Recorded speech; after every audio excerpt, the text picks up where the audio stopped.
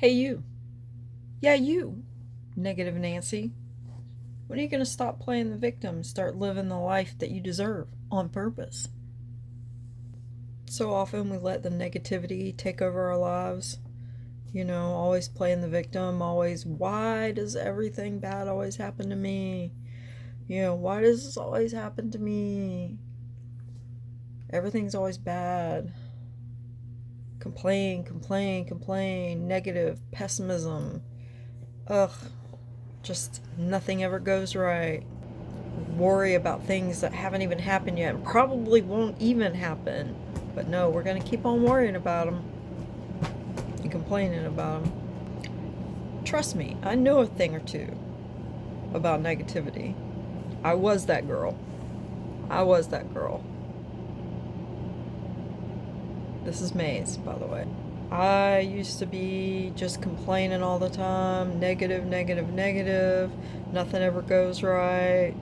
Just bitching and moaning and groaning. And, I had a couple of people that, I really, really loved, asked me, why are you always so negative? God, don't you have anything good to say? At the time, no, not really.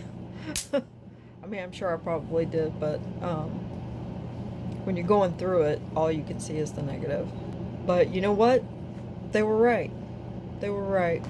And it's funny, most recently, it was my last husband that told me that I was negative all the time. And which was really funny because he was really negative all the time. We kind of commiserated all the time, mostly about work. Um, but it was really funny that he kind of called me out on that. And of course, I got mad at him for calling me out like that. Of course, I did. Because he is literally the same way. But he didn't see that. But anyway, he was not wrong. He was not wrong. I was negative. A lot. But the funny thing is that at the time, I didn't feel like I was being negative all the time. Honestly, it just felt more like I was just constantly being let down, taken advantage of, used as a doormat. But, after that, I kind of tried to hold in my frustrations and everything. I internalized a lot. I tried to be more positive. But I didn't actually feel that way. I just put on that outward facade, if you will. And eventually I reverted back to my negative ways, just outwardly speaking my pessimism. But I wasn't always like that. I was pretty laid back, calm, positive, quiet though. I was quiet a lot until I started working in retail. And that was back in 2008. And after about a little over a year of working in retail for the largest retail store corporation, the evil empire, so to speak. About a little over a year after that, I met him. But that's beside the point. That work environment was rough. I worked the overnight shift for most of my time working for the evil empire. And the people I worked around, they were all just a different breed. They were angry people, complained about everything. Nothing ever went right. They hated their jobs. They hated their lives. Just everything bad that you can think of, they thought and they said all the time. I didn't hate my life. I've never hated my life. I don't really think I've ever hated my life. But being around those people all the time, I kind of started to act like them and talk like them and think like them. I started seeing the world the way they saw the world, which was not in a good light. Anyway, about a little over a year after working at the evil empire is That's actually where I met my last husband. I met him, and he moved in with me and everything. Anyway, fast forward a couple of years after he had moved in with me, I found myself financially strapped with my 3 children and also a grown-assed a man-child. But I'm tired from working overnight and then dealing with running the household during the day, trying to get some sleep somewhere in there when everybody else is playing video games and making a lot of noise, by myself, while my grown-ass man-child husband played video games all day. Anyway, I was running this household by myself, even though I had a grown-ass man living in my house who was perfectly capable of doing things and helping. I still did it pretty much by myself. And at one point, for a little over 2 years, I was working 2 full-time jobs while also running the household, doing everything for everybody, while he worked his one job and played video games when he should have been sleeping. So yeah, I was a little bit pessimistic. A little bit. I was burnt out, I was resentful, and I was angry. And I felt like a victim. I could never get ahead. Everything kept breaking. Work was frustrating because I always felt like I was picking up the slack for other people because I'm an overachiever and I can't help it. And I was angry because I didn't get the recognition, especially when it came to raise time, because the evil empire does 20, 40, and 60 cent raises, or they did at the time. I don't know what they do now. And as hard as I work, they kept telling me that I was doing exceeds that 60 cents. I was doing that work. But the company doesn't give that out. They only gives meets expectations. The 40-cent raise. So yeah, I was frustrated. Busting my ass and not getting anywhere. And I was angry that I didn't get the help that I needed. Even though I didn't ask for it. I still felt like I shouldn't have to ask for it. I shouldn't have to ask for help. When you see what needs to be done, just do it. Why do I need to ask? So yeah, I was negative. Of course I was. That's what happens when you have unmet needs. So I gave and I gave and I gave and I never got anything back. 12 years of struggle. 12 years. With nothing to show for it but resentment, anger, and severe trust issues. And then he decided he wanted to leave. Fine, go, get out. I don't need you. And I didn't. I wasn't happy. I basically had been doing everything myself for over 12 years. And after the anger came the grief. And that grief, it stripped me of everything. It stripped me of my pride.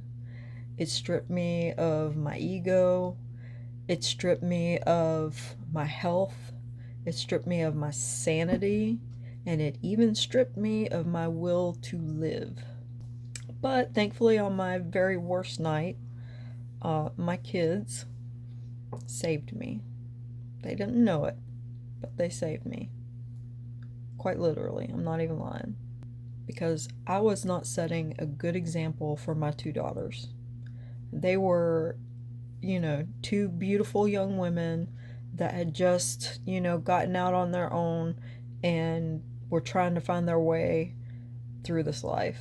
And I was not a good example. I totally feel like I was letting them down at that moment, and that's when it kind of clicked for me. So I jumped on the self-help train, and I went down every possible rabbit hole that you can go down about self-improvement. And I spent so much time researching and learning about how to better myself, that I didn't have time anymore to be sad about him, which is a good thing. I listened to podcasts. I watched YouTube videos. I read a lot. I joined programs. I joined groups.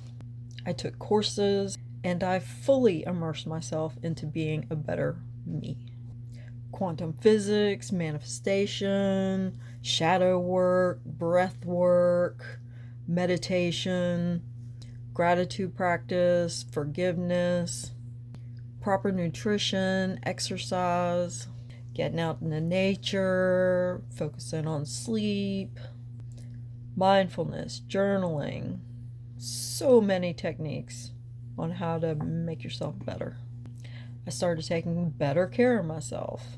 I felt better, I looked better, I was better. I stopped the negative talk and I started to find something positive with everything. And everyone noticed. Everyone. And this is where the freedom really kicked in. Because then I realized that I'm the one that makes my own reality. Me. I'm the one. And it's funny, a really sweet little old co-worker of mine said one day she was having a really bad, rough patch. She had just a lot going on, and I was talking to her, and she said to me this one particular day, she said, "You know what, today I choose to be happy." And I gotta tell you, that sentence, it really stuck with me. It really did. So then I adopted that as my morning mantra. And with all the changes that I've made and everything, and my attitude and really everything, literally everything about me, I got a promotion at work. I reconnected with a lot of old friends. I got out more. I said yes more. I kept learning. And I kept finding new ways just to get better every single day. I found a quiet strength in myself, and I found a peace that I had never really experienced before. I spoke to people differently. I told people in my life that I loved them more. I gave compliments to strangers whenever I could. I listened more without trying to fix other people's problems. I just listened. I tried to lift people up when they were down, and I had more deep conversations. And I feel like I really started to genuinely care about people more. Before, I just kind of hated everybody. But I really kind of shifted into just loving people more, understanding them more, you know. If somebody's, a cranky bitch like I was, there's a reason for that, and I always tried to get to the reason. And once you understand people more, you're a little more tolerant with them, and you feel a little less hatred toward people. Hatred is such a strong emotion, and I don't like it. I don't like the way it feels. I'd rather just love everybody. But I had to get a roommate because I couldn't afford to pay my mortgage, the HOA fees, the giant electric bill, the water bill, all the other things that go along with that big house that I was still living in alone. So I had to get a roommate. And that is when everything went downhill. That first roommate was a bad roommate, and I just felt myself, I was self-isolating. I stayed in my room all the time. I let myself get burnt out at work because I was frustrated with home. And yeah, that was a really hard time. I gained some of the weight back that I tried so hard to lose. I stopped really taking care of myself like I had been. I just kind of slipped back into my old habits, and negativity came knocking on the door, and I welcomed it in like an old friend.